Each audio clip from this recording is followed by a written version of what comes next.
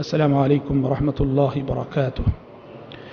إن الحمد لله نحمده ونستعينه ونستغفره ونعوذ بالله من شرور أنفسنا ومن سيئات أعمالنا. من يهده الله فلا مضل له ومن يضلل فلا هادي له، وأشهد أن لا إله إلا الله وحده لا شريك له، وأشهد أن محمدا عبده ورسوله. يا أيها الذين آمنوا اتقوا الله حق تقاته ولا تموتن إلا وأنتم مسلمون. يا أيها الناس اتقوا ربكم الذي خلقكم من نفس واحدة وخلق منها زوجها وبث منهما رجالا كثيرا ونساء، واتقوا الله الذي تساءلون به والأرحام إن الله كان عليكم رقيبا. يا أيها الذين آمنوا اتقوا الله وقولوا قولا سديدا يصلح لكم أعمالكم ويغفر لكم ذنوبكم، ومن يطع الله ورسوله فقد فاز فوزا عظيما. أما بعد، فإن خير الحديث كتاب الله، وخير الهدي هدي محمد صلى الله عليه وسلم، وشر الأمور محدثاتها، وكل محدثة بدعة، وكل بدعة ضلالة، وكل ضلالة في النار. اللہ تعالیٰ کا بے انتہا شکر و احسان ہے جس کی توفیق اور مدد سے دروس سیرت کا یہ سلسلہ الحمدللہ کامیابی کے ساتھ آگے بڑھ رہا ہے. کل کے درس میں ہم نے یہ باتیں سنی تھیں کہ مشرکین مکہ کی جانب سے نبی کریم صلی اللہ علیہ وسلم کو اور آپ کے صحابہ کو کیسی کیسی اذیتیں پہنچائی گئیں، کیسے انہیں ستایا گیا اور کیسے انہیں مکے سے باہر نکلنے پر مجبور کیا گیا. اور آخری بات جو کل کے درس میں بتائی گئی تھی وہ یہ تھی کہ جب مسلمان مکے میں مشکل حالات سے گزر رہے تھے تو ان مشکل حالات کے وقت اللہ کی بہت بڑی مدد آئی حبشہ کے بادشاہ نجاشی کے قبول اسلام کی شکل میں. اور یہ یقیناً اسلام کی بہت بڑی فتح تھی، بہت بڑی جیت تھی کہ شاہ حبش نجاشی مسلمان ہو گئے. اب آگے کی گفتگو ہماری یہ ہے کہ جس طرح اللہ تعالیٰ کی نصرت اور اس کی مدد اور تائید سے شاہ حبش نجاشی کا اسلام لانا ایک بہت بڑی جیت اور بہت بڑی فتح تھی، تو خود مکے کے اندر دو ایسے واقعات ہو گئے کہ جن واقعات نے مشرکین مکہ کی کمر توڑ کر رکھ دی. کیا واقعات ہیں؟ سب سے پہلا واقعہ نبی کریم صلی اللہ علیہ وسلم کے سگے چچا اور مکہ کے ایک معزز شہری حمزہ رضی اللہ عنہ کا اسلام لانا. ان حالات میں جب مکے کی سرزمین تنگ ہو رہی تھی، اور بات یاد رکھو اللہ کا قانون ہے، اللہ کا قانون ہے اور اللہ کی سنت ہے. حالات جتنے مشکل آئیں گے نا، مشکل حالات کے بعد آپ کوئی نہ کوئی بشارت اور خوشخبری ضرور سنیں گے. اللہ کا قانون ہے ان مع العسر یسرا. ہم نے دنیا میں آسانیاں مشکلات کے ساتھ ہی رکھی ہیں. ان مع العسر یسرا.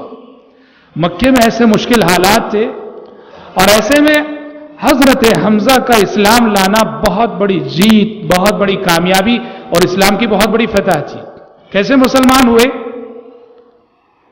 ابو جہل نے نبی کریم صلی اللہ علیہ وسلم کو ایک مرتبہ گالیاں دیں، آپ صلی اللہ علیہ وسلم کو برا بھلا کہا، اور آپ صلی اللہ علیہ وسلم جب خاموش رہے تو اس نے آپ پہ وار کر دیا، حملہ کر دیا. اس واقعے کی اطلاع حضرت حمزہ کو ہوئی جو اس وقت ابھی کافر تھے صحیح، لیکن اپنے بھتیجے کی محبت دل میں تھی. جب سنا کہ ابو جہل نے آپ کے بھتیجے کے ساتھ ایسا سلوک کیا ہے تو حضرت حمزہ ابو جہل کے پاس گئے، جا کر اس سے انتقام لیا، اس سے بدلہ لیا، اور آ کر پیارے نبی سے عرض کرنے لگے بھتیجے محمد خوش ہو جاؤ، میں نے ابو جہل سے تمہارا انتقام اور تمہارا بدلہ لے لیا ہے. پیارے نبی نے اپنے چچا سے کہا چچا جان ابو جہل سے انتقام لے کے مجھے خوش کرنا چاہتے ہیں، مجھے ان باتوں سے خوشی نہیں ہوگی۔ مجھے خوش کرنا چاہتے ہو تو میری خوشی آپ کے اسلام لانے میں ہے، آپ اسلام لائیے میں خوش ہوتا ہوں۔ یہ سن کر حضرت حمزہ مسلمان ہو گئے۔ بہت بڑا سبق اس واقعے سے ملا۔ کیا سبق؟ دیکھیے، داعی اور مبلغ کو چاہیے کہ جو مدعو ہوتا ہے، جس کو ہم سمجھا رہے ہوتے ہیں، اس کے جذبات سے فائدہ اٹھائیں۔ انسان جب جذبات سے مغلوب ہوتا ہے، جذبات میں ہوتا ہے، تو بات جلدی اثر کرتی ہے۔ حضرت حمزہ یہاں بھتیجے کی محبت کے جذبات سے مغلوب تھے۔ وہ نبی کریم صلی اللہ علیہ وسلم کو کسی طرح خوش کرنا چاہ رہے تھے۔ پیارے نبی نے ان جذبات کا فائدہ اٹھایا، دیکھا کہ میری محبت چچا کے دل میں موجزن ہے، اب وہ کسی بھی صورت مجھے خوش دیکھنا چاہتے ہیں، خوش کرنا چاہتے ہیں۔ اس جذباتی موقع سے فائدہ اٹھا کے کہا، چچا اگر آپ مجھے خوش کرنا چاہتے ہیں تو میری خوشی اس بات میں ہے کہ آپ مسلمان ہو جائیں۔ یہ بہت بڑا نقطہ ہے۔ دعوت و تبلیغ کے میدان میں آپ سامنے والے کے جذبات سے فائدہ اٹھائیں۔ کیسے؟ اس کی ایک مثال میں دیتا ہوں۔ فرض کرو کہ آپ کا کوئی غیر مسلم دوست ہے، آپ اس کو اسلام کی تبلیغ کرنا چاہتے ہیں، اسلام کی دعوت دینا چاہتے ہیں، اس کے جذبات سے کیسے فائدہ اٹھائیں گے آپ؟ فرض کرو کہ اس کے گھر کوئی حادثہ ہو گیا، اس کے نوجوان لڑکے کا انتقال ہو گیا، اس کی بیوی کا انتقال ہو گیا، اس کے بھائی کا انتقال ہو گیا۔ اب معلوم ہے کسی بھی گھر میں وفات کا حادثہ ہو جائے تو یہ بڑے جذبات کا موقع ہوتا ہے، بڑے جذبات کا موقع ہوتا ہے۔ آپ جائیے ایسے موقع پہ اور اس کے جذبات سے فائدہ اٹھا کر دعوت دیجئے۔ کیسے دعوت دیں گے آپ اس موقع سے اس سے سوال کیجئے، تمہارا لڑکا جسے کل تم جلا کر آئے ہو کہاں گیا ہے، کس عالم میں گیا ہے؟ یہیں سے آپ آخرت کی بات شروع کیجئے۔ کہا کہ جس عالم میں تمہارا لڑکا گیا ہے، جس عالم میں تمہارا بیٹا گیا ہے، شریعت اسی کو عالم آخرت کہتی ہے۔ یہ ایک سفر ہے، وہ ایک عالم ہے جہاں آنے والا ہے، اور آپ اس کو یہ سمجھائیے کہ یاد رکھو کل تم جو اپنے بیٹے سے جدا ہوئے ہو یہ عارضی جدائی ہے، ٹیمپروری جدائی ہے۔ تم اپنے بیٹے سے پھر مل سکتے ہو، تم اپنے بیٹے سے دوبارہ ملاقات کر سکتے ہو، مل سکتے ہو، لیکن ملنے کی شرط یہ ہے کہ اس دنیا میں ایمان لا لو، اللہ کی توحید کو قبول کر لو۔ ایمان لا لو گے، تم جیسے ہی انتقال کرو گے، قیامت قائم ہونے سے پہلے عالم برزخ میں اللہ تعالیٰ تمہیں ملا، کیونکہ عقیدہ ہے عالم برزخ میں مومن آپس میں ایک دوسرے سے ملتے ہیں۔ پیارے نبی نے فرمایا کہ تم میں سے کوئی کسی کو اگر کفن پہنائے، اچھا کفن پہناؤ، کیونکہ یہ جو میت ہیں، یہ مرے ہوئے لوگ ہیں، یہ عالم برزخ میں آپس میں انہی کفنوں میں ایک دوسرے کے پاس آیا جایا کرتے، ملا کرتے ہیں۔ عالم برزخ میں اللہ ملاتا ہے، حشر کے میدان میں اللہ ملاتا ہے۔ جب قرآن یہ کہتا ہے الاخلاء یومئذ بعضهم لبعض عدو الا المتقین، حشر کے میدان میں جگری دوست کا دشمن ہوگا، بھائی بھائی کا دشمن ہوگا۔ ہاں، متقی لوگ، اللہ کے مومن بندے، حشر کے میدان میں بھی اللہ انہیں آپس میں ایک دوسرے سے ملائے گا، ان کی محبت وہاں بھی رنگ دکھائے گی، ان کی رشتہ داری وہاں بھی رنگ دکھائے گی۔ آپ اس کو سمجھائیے کہ اگر ایمان لا لو گے، توحید قبول کر لو گے، یہ جدائی تمہارے بیٹے کی تم سے عارضی ہے، رب العالمین بہت جلد تمہیں تمہارے بیٹے سے ملائے گا۔ یہ دعوت پیش کرنے کا انداز ہوتا ہے، جذبات کا جو موقع ہوتا ہے، جذبات کے موقع سے آپ فائدہ اٹھائیے۔ پیارے نبی نے دیکھا کہ حمزہ رضی اللہ عنہ بھتیجے یعنی خود آپ صلی اللہ علیہ وسلم کی محبت کے جذبات سے مغلوب ہیں اور آپ کو کسی طرح سے خوش کرنا چاہ رہے ہیں، تو فوراً پیارے نبی نے کہا کہ مجھے آپ نے ابو جہل سے انتقام لیا، اس سے خوشی نہ ہوئی، آپ مجھے خوش دیکھنا چاہتے ہیں، چچا جان ایمان لا لیجیے، میں خوش ہو جاؤں گا۔ اور حضرت حمزہ مسلمان ہو گئے۔ دوسری فتح اور دوسری بہت بڑی کامیابی جو مکے میں مسلمانوں کے ہاتھ آئی، وہ حمزہ رضی اللہ عنہ کے بعد عمر بن خطاب رضی اللہ عنہ کا اسلام لانا۔ عمر بن خطاب رضی اللہ عنہ کا قبول اسلام یقیناً مکی سماج میں، مکی معاشرے میں اسلام کی بہت بڑی جیت، مسلمانوں کی بہت بڑی فتح، اللہ کی بہت بڑی نصرت اور اللہ کی بہت بڑی تائید تھی۔ اور عمر فاروق رضی اللہ عنہ کیسے مسلمان ہوئے؟ عام طور پہ تو مشہور واقعہ بیان کیا جاتا ہے، ان کی بہن اور ان کی بہن بھائی جو مسلمان ہو گئے تھے، بہن نے قرآن سنایا۔ اہل علم کہتے ہیں کہ اس سے زیادہ مستند بات حضرت عمر کے اسلام کے سلسلے میں یہ ہے کہ عمر بن خطاب رضی اللہ عنہ کے اسلام لانے اور مسلمان ہونے کے پیچھے نبی کریم صلی اللہ علیہ وسلم کی دعا کا اثر تھا۔ آپ کو معلوم ہے جب مکے میں حالات بہت بہت مشکل ہو گئے تو پیارے نبی نے دعا کی تھی، اور پیارے نبی نے دعا کرتے ہوئے کہا تھا پروردگارا، ایک ابو جہل ہے اور ایک عمر ہے، ان دونوں میں سے کسی ایک کے ذریعے اسلام کی مدد فرما۔ پیارے نبی نے دعا کی اور پیارے نبی کی دعا کا نتیجہ تھا کہ عمر کا دل اسلام کے لیے نرم ہوا، پگھلا، اور دیکھتے ہی دیکھتے عمر اسلام کے زیر سایہ آ گئے۔ اور حضرات، عمر فاروق رضی اللہ عنہ کا جو قبول اسلام ہے، اس سے دو اہم باتیں معلوم ہوتی ہیں۔ سب سے پہلی بات، دعوت و تبلیغ کے میدان میں دعاؤں کا اثر۔ آپ کسی کے پیچھے محنت کر رہے ہیں، کسی قبر پرست کے پیچھے، کسی بدعتی کے پیچھے، کسی غیر مسلم کے پیچھے، کسی کرسچن کے پیچھے محنت ضرور، محنت کے ساتھ ساتھ اس کی ہدایت کے لیے اللہ سے دعا بھی کر دیجئے۔ دعا کرنا نہ بھولیں۔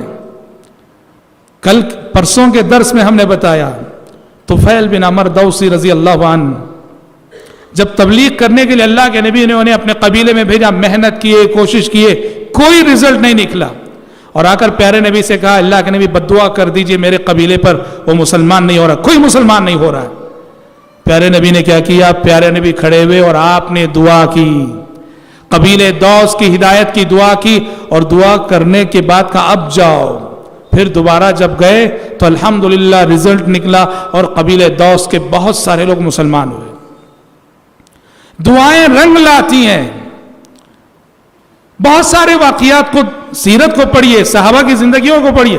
ابو ہریرہ مشہور صحابی ہیں، ابو ہریرہ رضی اللہ عنہ مسلمان ہو گئے، پر ان کی ماں مسلمان نہیں ہو رہی تھی، اور ابو ہریرہ ایسے تھے کہ اپنی ماں کو بہت چاہنے والے، ماں سے بہت محبت کرنے والے، اور ماں تھی کہ ایک تو اسلام نہیں لائی، اور دوسرا یہ کہ پیارے نبی کو گالیاں دیا کرتی تھی ابو ہریرہ کے سامنے۔ ابو ہریرہ بہت پریشان ہوتے، ایک طرف نبی کی محبت، ایک طرف ماں کی محبت، اور ماں نبی کو گالیاں دیا کرتی تھی، ابو ہریرہ کے منہ پہ گالیاں دیا کر، بہت پریشان ہوتے، بہت سمجھاتے، مانتی نہ تھی۔ ایک مرتبہ پیارے نبی کی خدمت میں آئے، آگے کہا اے اللہ کے نبی ذرا آپ میری ماں کے حق میں ہدایت کی دعا کر دیجئے۔ پیارے نبی نے فوراً دعا کی، کہا کہ پروردگارا ابو ہریرہ کی ماں کو ہدایت دے دے، ابو ہریرہ کی ماں کو ہدایت دے دے۔ ادھر دعا ہوئی اور ابو ہریرہ گھر پہنچے تو ماں کو دوبارہ دعوت دینے کی ضرورت پیش نہ آئی، تبلیغ کرنے کی ضرورت پیش نہ آئی۔ نبی کی دعا کے بعد جیسے ہی گھر پہنچے اپنی ماں کو خود بخود اسلام قبول کرنے کے لیے تیار پایا۔ ماں نے کہا کہ ابو ہریرہ کلمہ پڑھو، میں مسلمان ہونے کے لیے تیار ہوں۔ اللہ اکبر، کلمہ پڑھائے، مسلمان ہوئے، اور روتے ہوئے پیارے نبی کی خدمت میں حاضر ہوئے۔ پہلی مرتبہ بھی روتے ہوئے آئے تھے، اب کی بار بھی روتے ہوئے گئے۔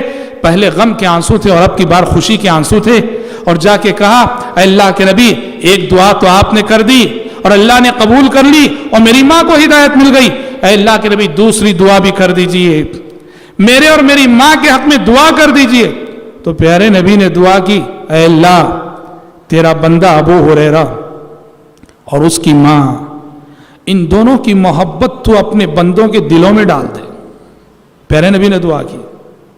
ابو ہریرہ فرماتے ہیں پیارے نبی کی اس دعا کے بعد میں نے دیکھا مسلمان تو مسلمان، غیر مسلم بھی مجھ سے محبت کرنے لگے تھے پیارے نبی کی اس دعا کے بعد۔ صحیح حدیث ہے، الادب المفرد وغیرہ میں علامہ البانی نے اس کو صحیح قرار دیا۔ پتہ چلا دعوت و تبلیغ کے میدان میں دعاؤں سے مدد لینا چاہیے۔ عمر بن خطاب رضی اللہ عنہ جیسی شخصیت کا اسلام لانا یہ نبی کریم صلی اللہ علیہ وسلم کی دعا کا نتیجہ تھا۔ اور دوسری اہم بات جو حضرت عمر کے اسلام لانے سے معلوم ہوتی وہ کیا ہے کہ دیکھو، کوئی بھی ہندو، کوئی بھی کافر، کوئی بھی یہودی، کوئی بھی کرسچن یا کوئی بھی بدعتی، کوئی بھی گمراہ شخص کسی کی ہدایت سے کبھی مایوس نہ ہونا، کسی کی ہدایت سے کبھی مایوس نہ ہونا۔ ہم کیا کرتے ہیں، اپنے طور پر ڈکلیئر کر دیتے ہیں کہ بھائی کوئی مسلمان ہو لیکن فلاں شخص مسلمان نہیں ہو سکتا، نریندر مودی کا بھی مسلمان نہیں ہو سکتا، اڈوانی کا بھی مسلمان نہیں ہو سکتا، ہاں فلاں خبر پر کوئی ہدایت پائے نہ پائے فلاں شخص ہدایت نہیں پا سکتا۔ یاد رکھو، یہ دعوت و تبلیغ کے کرشمے حیرت انگیز ہوتے ہیں۔ آج ہندوستان میں RSS کے جتنے بڑے لیڈر ہیں سب کے گھروں میں اسلام پہنچا ہوا ہے، کسی کا بیٹا مسلمان، کسی کی بیٹی مسلمان، کسی کی پوتری مسلمان۔ ہاں، اسلام کے تعلق سے کبھی مایوس نہ ہونا۔ یہ بات میں کیوں کہہ رہا ہوں، حضرت عمر کا اسلام لانا، حضرت عمر کا مسلمان ہونا بظاہر مکے میں ایک ناممکن سی بات تھی۔ اسلام لانے سے پہلے حضرت عمر جتنے بڑے دشمن تھے، جتنے بڑے مخالف تھے اللہ کے نبی کے، صحابہ سوچ بھی نہیں سکتے تھے کہ عمر بھی کبھی مسلمان ہو سکتے، سوچ بھی نہیں سکتے۔ اور اس کا اندازہ ایک واقعے سے ہوتا ہے، جب ایک میاں بیوی حضرت لیلا اور عامر، میاں بیوی ہیں، یہ بیوی لیلا، شوہر عامر، یہ دونوں مکہ چھوڑ کے ہجرت کر کے جا رہے ہیں۔ جب ہجرت کا سلسلہ شروع ہوا، مکے میں بہت ستائے جانے لگے۔ یہ حضرت عمر کے اسلام لانے سے پہلے کا واقعہ ہے۔ دونوں ہجرت کرنے کے لیے نکلے، دونوں جا رہے تھے کہ راستے میں عمر بن خطاب کا سامنا ہو گیا۔ دونوں ڈر گئے، عمر آ رہا ہے، اب پتہ نہیں کیا کرے گا، ہمیں پکڑے گا، ہمیں روکے گا، ہمیں مارے گا۔ عمر بن خطاب آئے، عمر بن خطاب نے پوچھا کہاں جا رہے ہو؟ لیلا اور عامر دونوں نے کہا کہ عمر، ہم اس مکے سے نکل کر، اس سرزمین سے نکل کر کسی ایسے شہر میں، کسی ایسی جگہ جانا چاہتے ہیں جہاں پوری آزادی کے ساتھ ہم اللہ کی عبادت کر سکے۔ تم تو یہاں ہمیں جینے نہیں دے رہے ہو، تم تو ہمیں یہاں اللہ کی عبادت کرنے نہیں دے رہے ہو، اس لیے ہم یہاں سے نکل کے کسی ایسی جگہ جانا چاہتے جہاں آزادی سے اللہ کی عبادت کر سکے۔ یہ سن کر حضرت عمر نے کوئی نرم جملہ کہا اور آگے بڑھ گئے۔ حضرت عمر کا یہ ریاکشن ان کی امیدوں کے خلاف تھا۔ وہ تو سمجھ رہے تھے گالی دیں گے، پکڑیں گے، روکیں گے، ماریں گے، جکڑیں گے، پتہ نہیں کیا کیا کریں گے، لیکن وہ ایک نرم بات کہہ کے آگے بڑھ گئے۔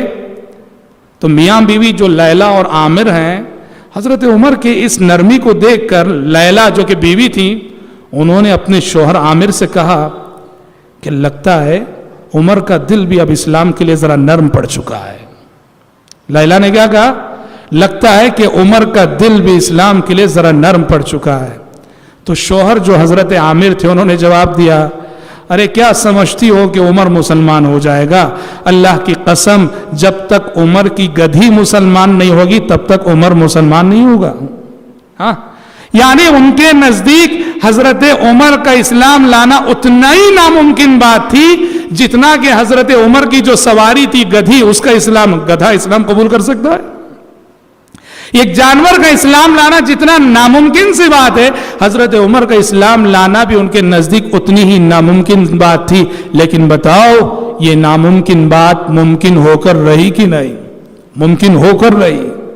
اس سے پتہ چلتا ہے کبھی کسی کی ہدایت سے مایوس نہ ہونا، محنت کیے جاؤ، کوشش کیے جاؤ، دعا کیے جاؤ، کیا معلوم کہ رب العالمین جو ہے کب دل پھیر دے۔ یہ دعوت و تبلیغ کا کرشمہ ہے، یہ دعوت و تبلیغ کا معجزہ ہے کہ دنیا جس کے بارے میں سمجھتی ہے کہ وہ مسلمان نہیں ہو سکتا، وہ ہدایت نہیں پا سکتا، فلاں جگہ کام نہیں ہو سکتا، فلاں محلے میں کام نہیں ہو سکتا، یہ کام وہیں ہو کر رہے گا۔ آپ ذرا حضرت موسیٰ علیہ السلام کی زندگی کو پڑھیے۔ موسیٰ علیہ السلام مصر سے نکلے، مدین گئے، ہجرت کرے، کس حالت میں اور کس عالم میں گئے؟ موسیٰ علیہ السلام سے مصر میں، ایجپٹ میں یہ قتل ہو گیا، حالانکہ جان بوجھ کر نہیں ہوا تھا، وہ ایک قبطی کا مرڈر ہو گیا، قبطی کا قتل ہو گیا۔ اسرائیلی کو وہ ستا رہا تھا، مدد کرنے کے لیے ایک مار اور ایک گھونسا مارا تھا، وہ قبطی مر گیا۔ اب فرعون کی پولیس موسیٰ علیہ السلام کو تلاش کر رہی تھی. جب معلوم ہو گیا کہ قاتل موسیٰ علیہ السلام ہے, موسیٰ علیہ السلام کو قتل کرنے کے لیے کسی طرح سے موسیٰ علیہ السلام وہاں سے بچ نکلنے میں کامیاب ہو گئے, کسی طرح سے. اب آپ بتاؤ, موسیٰ علیہ السلام کو جب نبی بنایا گیا, ان کے سر پہ نبوت کا تاج رکھا گیا, آپ بتاؤ موسیٰ علیہ السلام کے لیے دعوت کا کام, تبلیغ کا کام مشکل سے مشکل اگر ہو سکتا تھا کہاں؟ مصر میں. کیونکہ مصر سے اس حالت میں نکلے کہ فرعون کی پولیس انہیں ڈھونڈ رہی تھی, فرعون کی پولیس انہیں تلاش کر رہی تھی, قتل کرنے کے لیے, مارنے کے لیے, بدلہ لینے کے لیے, جان بچا کے ایجپٹ سے نکلے. اب موسیٰ علیہ السلام کے لیے دعوت کا کام اگر کہیں مشکل سے مشکل ہو سکتا تھا تو ایجپٹ اور مصر میں تھا.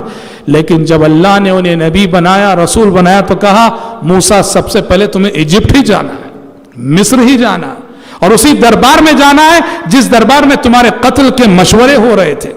دیکھو یہ چیز ہے, یہ دعوت و تبلیغ کا معجزہ ہے کہ دنیا جس کے بارے میں سمجھتی ہے کہ وہ ہدایت نہیں پا سکتا, اللہ انہیں ہدایت دے گا. دنیا جس کے بارے میں سمجھتی ہے کہ فلاں جگہ کام نہیں ہو سکتا, وہیں کام ہو کر رہے گا. حضرت عمر کے قبول اسلام سے ایک سبق اور ایک درس یہ بھی ملتا ہے کہ سماج اور سوسائٹی میں جو اثر و رسوخ والی شخصیتیں ہوتی ہیں, ان کے اسلام لانے سے اسلام کو, مسلمانوں کو ایک طاقت ملتی ہے. تو لہٰذا سماج اور سوسائٹی میں جو اثر و رسوخ رکھنے والی شخصیتیں ہوتی ہیں, ذرا ان کے پیچھے خاص محنت ہونا, ان کو ٹارگٹ کر کے ان کو ان تک حق پہنچانے اور ان کو راہ ہدایت پر لانے کی خاص کوشش ہونی چاہیے.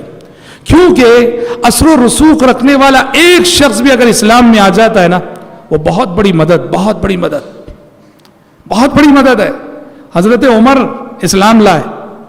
آپ مکی زندگی کے حالات پڑھیے, حضرت عمر کے اسلام لانے سے پہلے اور حضرت عمر کے اسلام لانے کے بعد مکے میں مسلمانوں کی پوزیشن میں کافی تبدیلی آئی.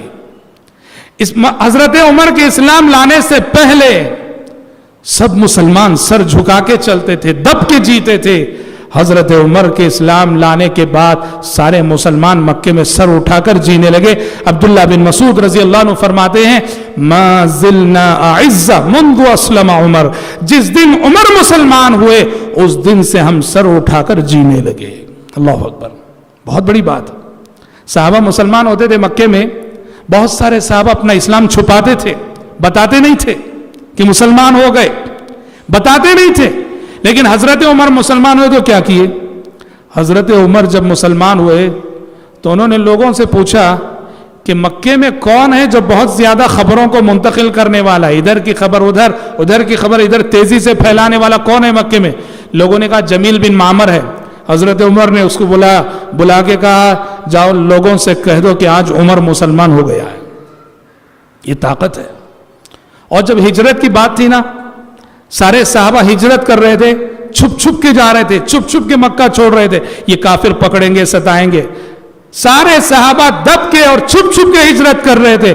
اور جس وقت عمر بن خطاب رضی اللہ عنہ کی ہجرت کا وقت آیا, ہجرت سے پہلے انہوں نے پورے مکے میں اناؤنس کیا, اعلان کیا, لوگوں سن لو, کل عمر ہجرت کر رہا ہے, کل عمر ہجرت کر رہا ہے, وہ مکہ چھوڑ کے مدینہ جا رہا ہے.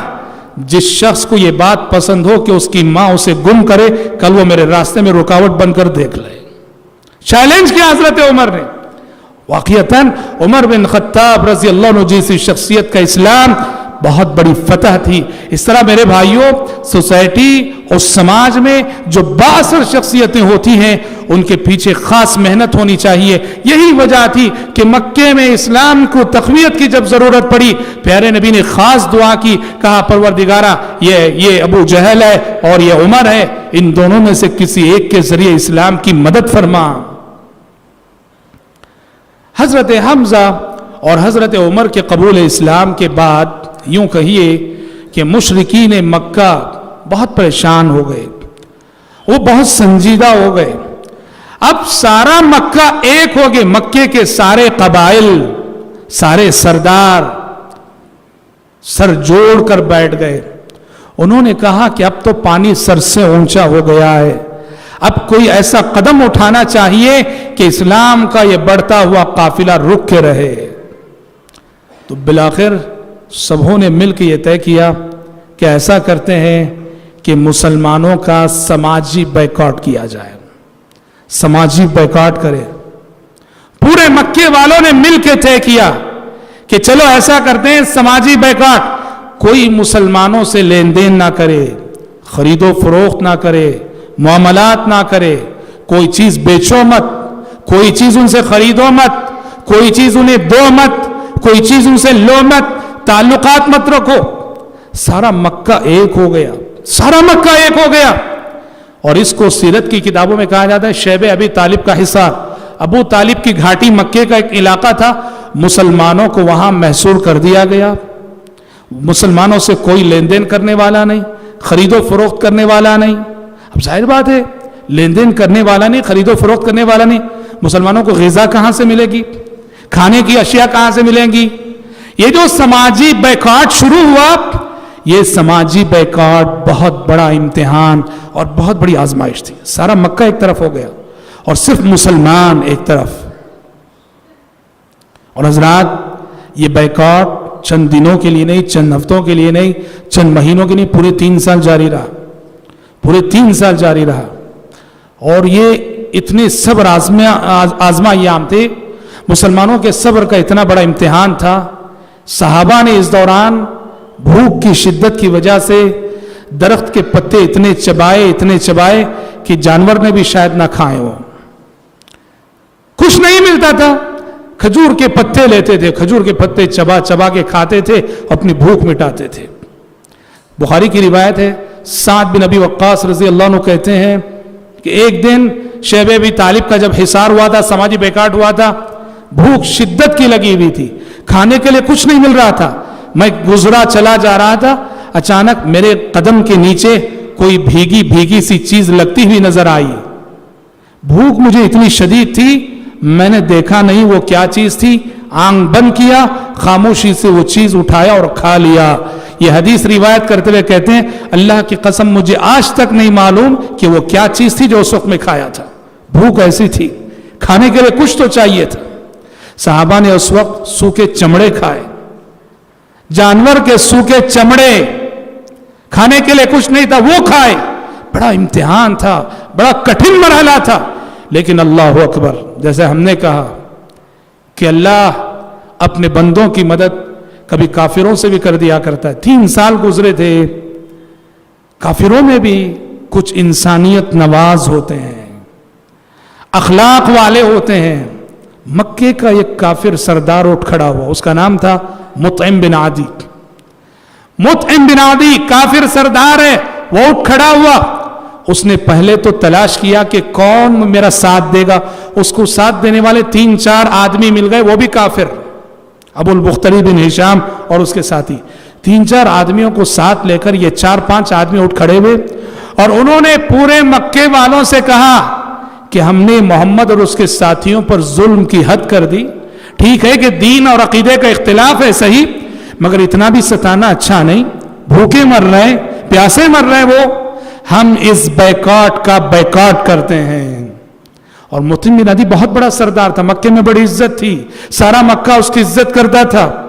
مطعم بن عدی نے کہا ہم اس بائیکاٹ کا بائیکاٹ کرتے ہیں۔ اور مشرکین مکہ نے کیا کیا تھا، وہ بائیکاٹ کے سلسلے میں ایک تحریر خانہ کعبہ میں لٹکا دی تھی۔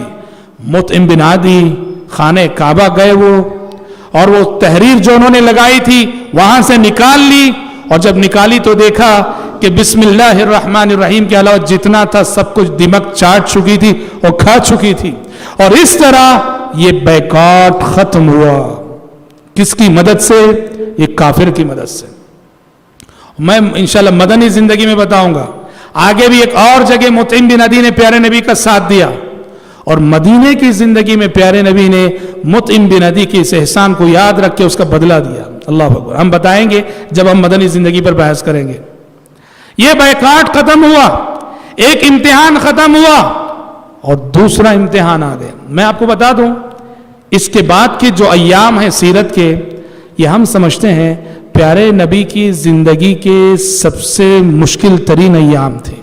پیارے نبی کی زندگی کے سب سے کٹھن ترین مراحل تھے، جہاں پیارے نبی پر ایک امتحان کے بعد دوسرا امتحان، دوسرے امتحان کے بعد تیسرا امتحان، تیسرے امتحان کے بعد چوتھا، مسلسل بڑے امتحانات آئے۔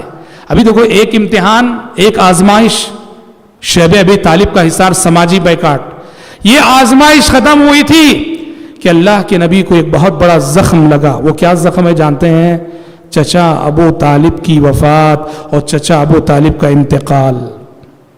ابو طالب جو مکے میں اسلام کا سہارا بنے ہوئے تھے، پیارے نبی کا دست و بازو بنے ہوئے تھے، پیارے نبی کی مدد کر رہے تھے، اور مکے میں کافر رہنے کے باوجود اسلام کی بڑی طاقت تھے، چچا ابو طالب کا انتقال ہو گیا اور پیارے نبی کو بہت گہرا زخم لگا۔ اور جانتے ہیں زخم اس لیے نہیں کہ چچا کا انتقال ہو گیا، اس لیے نہیں، موت تو ہر ایک کی برحق ہے۔ ابو طالب کی وفات ہمارے نبی کے لیے زخم اس لیے بن گئی کہ چچا جنہوں نے اسلام کی اتنی مدد کی لیکن کلمے سے محروم رہ کر دنیا سے گئے، بھتیجے کی محبت میں آ کر مدد ضرور کی مگر اسلام قبول کرنے کی توفیق نہ ہوئی، کلمہ طیبہ لا الہ الا اللہ کا اقرار کرنے کی توفیق نہ ہوئی۔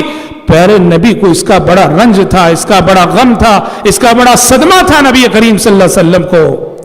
آخری وقت ہے چچا ابو طالب کا، پیارے نبی تشریف لے گئے، جا کے کہا یا عم قل لا الہ الا اللہ کلمۃ احاج لک بہا عند اللہ، چچا جان کلمہ پڑھ لیجئے، لا الہ الا اللہ کہہ لیجئے، اللہ کے پاس میں اس کلمے کے ذریعے حجت قائم کروں گا اور یہ کلمہ آپ کو نجات دلائے گا۔ سرانے اس وقت ابو طالب کے دو دوست بیٹھے ہوئے تھے، ابو جہل اور عبداللہ بن ابی امیہ۔ دونوں نے کہا اترغب عن ملت عبد المطلب، اے ابو طالب مرتے ہوئے باپ دادا کا دین چھوڑ کے مرنا چاہتے ہو؟ ایسے معلوم ہوتا ہے کہ جب پیارے نبی نے کہا کلمہ پڑھو تھوڑا سا ارادہ ہوا، رجحان ہوا، آمادگی ہوئی، لیکن برا ہو بری صحبت کا، برا ہو بری دوستی کا یاد رکھو۔ زندگی میں دوست بناؤ تو اچھوں کو بناؤ، برا دوست وہ کتنا آپ کا قریبی دوست کیوں نہ ہو، واللہ وہ دوست کے روپ میں وہ آپ کا دشمن ہے، جو نیکی کے معاملے میں آپ کا ساتھ نہ دے، جو دین کے معاملے میں آپ کا ساتھ نہ دے، وہ دوست جو ہمیشہ جس کی دوستی کلبوں میں، جس کی دوستی شراب خانوں میں، جس کی دوستی پارکوں میں، جس کی دوستی نمازیں چھوڑ کر گزرتی ہو، یہ دوست نہیں۔ یاد رکھو زندگی میں دنیا میں آپ کا سب سے بڑا دشمن کون ہے؟ دنیا میں آپ کا سب سے بڑا دشمن کون ہے؟ دنیا میں آپ کا سب سے بڑا دشمن آپ کا وہ دوست ہے جس کی دوستی کبھی آپ کو پارک لے جاتی ہے، کبھی جو ہے شراب خانے لے جاتی ہے، کبھی گٹکا کھانے پہ آمادہ کرتی ہے، کبھی سینما تھیٹر لے جاتی ہے۔ یہ دنیا میں آپ کا سب سے بڑا دشمن ہے، بھلے سے آپ اس کو اپنا دوست سمجھتے ہو۔ پیارے نبی نے کہا چچا جان کلمہ پڑھ لیجئے، کلمہ پڑھ لیجئے۔ ہاں دوستی مزاروں کے پاس جاتے، اہل حدیث گھرانے کے نوجوان موسم گرما کی چھٹیاں آتی ہیں، ٹور پہ جاتے ہیں، کہاں جاتے ہیں؟ اجمیر جاتے ہیں، اجمیر کی درگاہ کا کیا ہے؟ دوستی میں بس ہم نے تو کچھ نہیں کیا، ہم نے تو فاتحہ نہیں دلائی، ہم نے تو چاہتے، بس دوستوں کے ساتھ چلے گئے۔ یاد رکھو ایسا دوست آپ کی زندگی کا سب سے بڑا دشمن ہے۔ پیارے نبی نے کہا چچا جان کلمہ پڑھ لو۔ ادھر ابو جہل نے کہا اترغب عن ملت عبد المطلب، اے ابو طالب مرتے ہوئے باپ دادا کے طریقے سے ہٹ کے مرنا چاہتے ہو؟ پیارے نبی نے پھر دہرایا یا امی قل لا الہ الا اللہ کلمۃ احاج لک بہا عند اللہ، چچا جان کلمہ پڑھ لیجئے، ایک مرتبہ پڑھ لیجئے، میں اللہ کے پاس حجت قائم کروں گا، یہ کلمہ آپ کو نجات دلائے گا۔ پھر سے ابو جہل نے کہا ترغب عن ملت عبد المطلب، 3 مرتبہ ایسا ہوا اور بالآخر کلمہ زبان سے نہیں نکلا اور ابو طالب کی روح قفس عنصری سے پرواز کر گئی۔ پیارے نبی کو بہت بڑا صدمہ ملا، بہت بڑا صدمہ کہ وہ چچا جو اسلام پر نہ رہتے ہوئے اسلام کی اتنی مدد کرنے والے اور کلمے سے محروم رہ کر دنیا سے چلے گئے۔ بس پیارے نبی نے فرمایا کہ انہوں نے میرا جو ساتھ دیا، انہوں نے جو میری مدد کی، میں نے اللہ کے پاس سفارش کر دی ہے، جہنم سے نکلنا تو انہیں نصیب نہ ہوگا، ہمیشہ جہنم میں جلیں گے۔ پر جہنم کا سب سے ہلکا عذاب انہیں رہے گا، اور وہ ہلکا عذاب بھی ایسا رہے گا کہ آگ کے جوتے پہنائے جائیں گے، دماغ کھول رہا ہوگا، اور ابو طالب سمجھ رہے ہوں گے شاید اس جہنم کا سب سے سخت ترین عذاب مجھے دیا جا رہا ہے۔ حضرات، پیارے نبی کے لیے واقعہ سب سے پہلا امتحان تو شیب ابی طالب کا جو سماجی بیکاٹ، وہ بہت بڑا امتحان تھا۔ اس امتحان سے فارغ ہوئے تو اس سے بڑا امتحان آیا، چچا ابو طالب انتقال کر گئے۔ چچا ابو طالب کی وفات کا زخم ابھی سوکھا نہ تھا کہ آپ کو ایک اور زخم ملا، آپ کی وفادار بیوی ام المومنین خدیجہ رضی اللہ عنہا انتقال کر گئی ابو طالب کی وفات کے 2-3 مہینے بعد۔ اس لیے ہم نے کہا کہ یہ کہہ سکتے ہیں پیارے نبی کی زندگی کا سب سے مشکل ترین مرحلہ تھا یہ، جس مرحلے سے آپ گزر رہے ہیں، جہاں زخم پر زخم آپ کو مل رہے ہیں، اور پیارے نبی کے امتی ہو تو سبق حاصل کرو، عبرت حاصل کرو۔ اس زندگی میں ہم چاہیں ہمیشہ خوشیاں ہی ملے، ہمیشہ آرام ہی ملے، ہمیشہ مسرتیں، نہیں ہو سکتا۔ لقد خلقنا الانسان فی کبد، زندگی تکلیفوں کا نام ہے، زندگی مشقتوں کا نام ہے۔ پیارے نبی نے اتنی مشقتیں جھیلی ہیں، اتنے زخم برداشت کیے ہیں، امتی ہو تو ایسے زخم برداشت کرنے کا حوصلہ رکھو، مشکلات کو فیس کرنے کی ہمت رکھو۔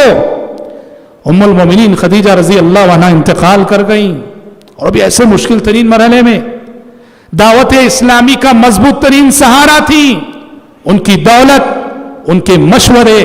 پیارے نبی باہر کی دنیا کے 1000 غم لے کے گھر میں داخل ہوتے، خدیجہ رضی اللہ عنہ کا مسکراتا چہرہ اور ان کے مشوروں سے پیارے نبی سارے غم بھول جایا کرتے تھے۔ اور یہ وہ خدیجہ تھیں کہ جبریل امین آ کے کہتے تھے کہ اے محمد، خدیجہ کو رب کا سلام سنا دیجئے، رب العالمین خدیجہ کو سلام سنا رہا ہے۔ پیارے نبی کے لیے حضرت خدیجہ کی وفات بھی بہت بڑا صدمہ تھی، بہت بڑا رنج تھی۔ حضرات، یہ 3 امتحانات، اس 3 امتحانوں کے بعد، ان 3 امتحانوں کے بعد پیارے نبی کی زندگی میں ان تینوں امتحانات سے بڑا امتحان آیا۔ اللہ اکبر، پے در پے آزمائشیں۔ ہم سمجھتے ہیں زندگی میں کچھ بھی دشواریاں آئے، پریشانیاں، اللہ کی مدد ہمارے ساتھ نہیں ہے، اللہ ہماری نہیں سن رہا ہے۔ نہیں، رب العالمین، اللہ کا قانون ہے۔ یاد رکھو، اِنَّا شَدَّ النَّاسِ ابْتِلَاءً الْأَنْبِيَاء ثُمَّ الْأَمْثَلُ فَالْأَمْثَلُ۔ اس دنیا میں سب سے سخت امتحان، سب سے سخت آزمائش اللہ پیغمبروں کی لیتا ہے، اور پیغمبروں کے بعد جو نیکی اور تقوی میں جتنا مضبوط ہو، اللہ اس کو اسی قدر آزماتا ہے، اس کا امتحان اتنا ہی سخت ہوتا ہے۔ سماجی بیکاٹ، ابو طالب کی وفات، خدیجہ رضی اللہ عنہا کی وفات، اور اس کے بعد کی جو آزمائش آئی، یہ پیارے نبی کی زندگی کی سب سے بڑی آزمائش، پیارے نبی کی زندگی کا سب سے بڑا امتحان، جسے ہم سفر طائف کہتے ہیں۔ جب مکے میں دعوت کے جو 2 سہارے تھے، ایک ابو طالب کی شکل میں، ایک خدیجہ رضی اللہ عنہ کی شکل میں، دونوں سہارے جب چھن گئے، ختم ہو گئے، تو پیارے نبی نے چاہا کہ مکے کے باہر کوشش کی جائے، مکے کے باہر محنت کی جائے۔ طائف جو تقریباً مکے سے 60 کلومیٹر پہ ہے، 60 کلومیٹر پہ تھا، پیارے نبی نے طائف کا سفر کیا۔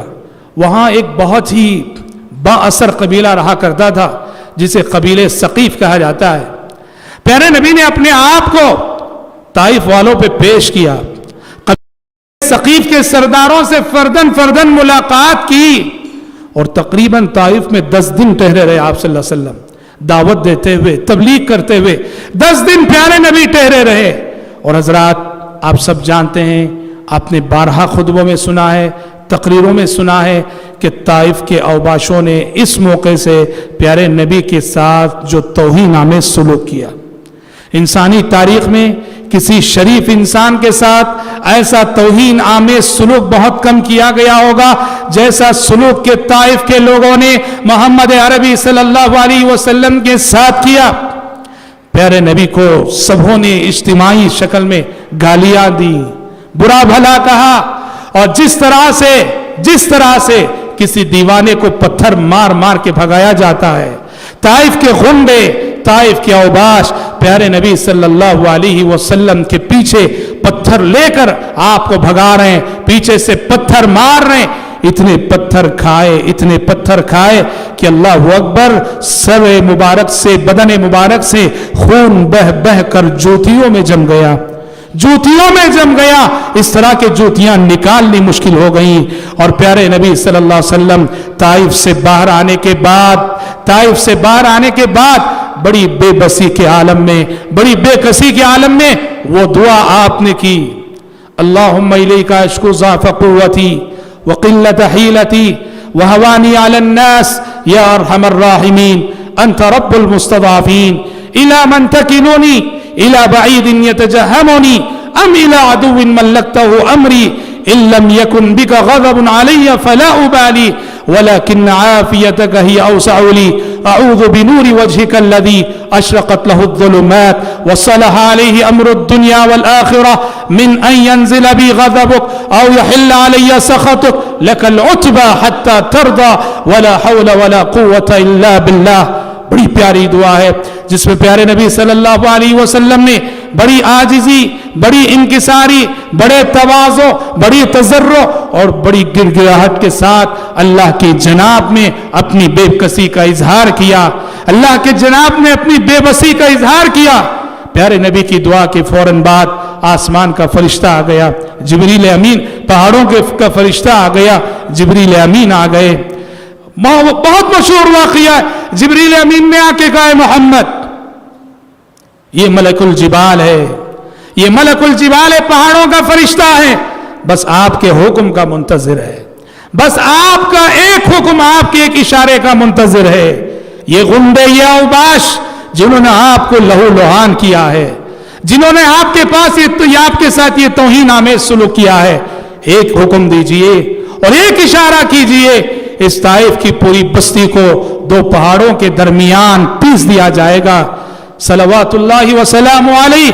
एक नबी ही का दिल इतना बड़ा हो सकता है, एक नबी के ज़र्फ़ी में इतनी वुसअत हो सकती है कि प्यारे नबी सल्लल्लाहु अलैहि वसल्लम ने फरमाया, अल्लाहुम्मा हदी कौमी फ़इन्नहुम ला यअलमून, अल्लाहुम्मा हदी कौमी फ़इन्नहुम ला यअलमून। परवरदिगारा मेरी कौम को हिदायत दे दे, ये मेरी कौम मेरे साथ ऐसा सलूक इसलिए कर रही है कि इसने अभी मुझे जाना नहीं है, इसने मुझे अभी जाना नहीं है, इसने अभी मुझे पहचाना नहीं है। परवरदिगारा मेरी कौम को हिदायत दे दे। हजरात, एक दाई को बड़ा वसीउ ज़र्फ़ होना चाहिए, एक दाई और मुबल्लिग को बड़ा वसीउ ज़र्फ़ होना चाहिए, बड़े दिल वाला होना चाहिए। इंसानियत पर लानत करने वाला, इंसानियत पर मलामत करने वाला, इंसानियत पर ताने कसने वाला नहीं। इस रोए जमीन पर इंसानियत का सबसे बड़ा हमदर्द अगर कोई है वो इस्लाम का दाई है, इंसानियत का सबसे बड़ा खैरखा कोई है वो इस्लाम का दाई है। इस रोए जमीन पर इंसानियत का सबसे बड़ा नासिह अगर कोई है तो वो मोहम्मद सल्लल्लाहु अलैहि वसल्लम का उम्मती है। और हजरात, प्यारे नबी ने जिस उम्मीद का इजहार किया, अल्लाहुम्मा हदी कौमी फ़इन्नहुम ला यअलमून, कि परवरदिगारा मेरी इस कौम को हिदायत दे दे, इसलिए कि ये नहीं जानती है, इसने मुझे जाना नहीं है, इसलिए उसने मेरे साथ ऐसा सलूक किया है।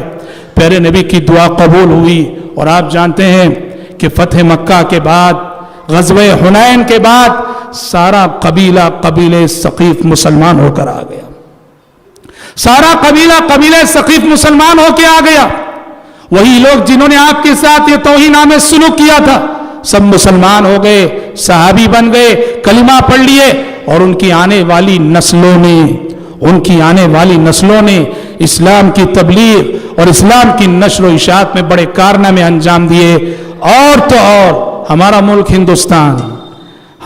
हिंदुस्तान, इस मुल्क में सबसे पहले इस्लाम लेकर आने वाली शख्सियत मोहम्मद बिन कासिम अस्सक़फ़ी 92-93 हिजरी में सिंध पे उन्होंने हमला किया। मोहम्मद बिन कासिम वो इसी कबीले सक़ीफ़ के थे जिस कबीले सक़ीफ़ की हिदायत की दुआ प्यारे नबी सल्लल्लाहु अलैहि वसल्लम ने की थी। गोया हम ये कह सकते हैं कि ताइफ के रहने वाले सक़ीफ़ का एक फर्द वो इस्लाम को लेकर इंडिया आता है और उसके जरिए से तबलीग होती है। हम ये कह सकते हैं कि ताइफ के मौके पे जो दुआ हुई थी, अल्लाहुम्मा हदी कौमी फ़इन्नहुम ला यअलमून, ये हिदायत की दुआ सिर्फ कबीले सक़ीफ़ के लिए न थी, ये हमारे मुल्क हिंदुस्तान के लिए भी थी। इसके बाद के जो हालात हैं हजरात, जैसे हमने कहा, ये बड़ी आजमाइशें थी, بہت بڑی آزمائش. طائف کا امتحان کوئی معمولی امتحان نہیں, بہت بڑا امتحان. مائی عائشہ صدیقہ رضی اللہ عنہا نے ایک مرتبہ پیارے نبی صلی اللہ علیہ وسلم سے پوچھا تھا, اللہ کے نبی کہ آپ کی زندگی میں احد کے دن سے بھی مشکل ترین کوئی دن آیا ہے؟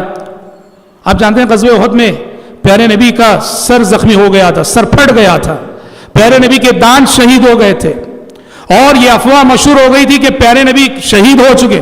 بڑی مشکل گھڑی تھی. مائی عائشہ صدیقہ رضی اللہ عنہ سمجھ رہی تھی شاید آپ کی زندگی کا سب سے مشکل ترین دن احد کا دن ہے. تو مائی عائشہ نے پوچھا تھا, اے اللہ کے نبی کہ آپ کی زندگی میں احد کے دن سے بھی مشکل ترین دن کوئی آیا ہے؟ تو پیارے نبی نے فرمایا تھا کہ عائشہ, طائف کا دن میرے لیے احد کے دن سے بھی زیادہ سخت دن تھا. طائف کے اوباشوں نے میرے ساتھ جو سلوک کیا وہ تکلیف میرے لیے احد کے دن کی تکلیف سے زیادہ سخت تھی. حضرات, اللہ کا قانون ہے کہ امتحان جتنا بڑا ہوتا ہے امتحان کے بعد ملنے والا پرائز اور انعام بھی اتنا ہی بڑا ہوتا ہے. پیارے نبی 4 عظیم امتحانات سے گزارے گئے. اب دیکھیں آنے والی زندگی, اس کے بعد کے جو واقعات ہیں اس میں ایک حیثیت سے پیارے نبی کے صبر کا بدلہ دیا جا رہا ہے. پیارے نبی کو ان آزمائشوں میں ثابت قدمی پر آپ کو انعام دیا جا رہا ہے, پرائز دیا جا رہا ہے. وہ انعام اور پرائز کس شکل میں ملا وہ انشاءاللہ کل کے درس میں ہم انشاءاللہ سنیں گے. آج اسی پر اکتفا کرتے ہیں. رب العالمین سے دعا کرتے ہیں کہ اللہ تعالیٰ کہنے والے کو, سننے والوں کو سیرت رسول کو عملی نمونہ بنا کر اس کے سانچے میں اپنی عملی زندگی کو ڈھالنے کی توفیق عطا فرمائے. آمین. وآخر دعوانا الحمدللہ رب العالمین.